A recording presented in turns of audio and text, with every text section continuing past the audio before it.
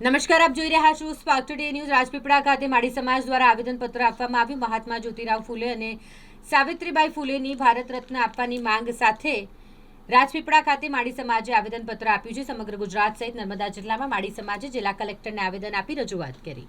મહાત્મા જ્યોતિરાવ ફૂલે અને સાવિત્રીબાઈ ફૂલેનો શિક્ષણ ક્ષેત્રે અભૂતપૂર્વ સિદ્ધિ। રાજપીપળાના માળી સમાજના આગેવાનો ભેગા મળી અને આવેદનપત્ર આપ્યું છે। મહાત્મા જ્યોતિરામ ફૂલે અને સાવિત્રીબાઈ ફૂલેને ભારત રત્ન આપવા માટે માંગ ઉચ્ચારી છે। આજે અમે ખાસ કરીને અહીં નર્મદા જિલ્લા કલેક્ટર શ્રી પાસે આવેલા હતા।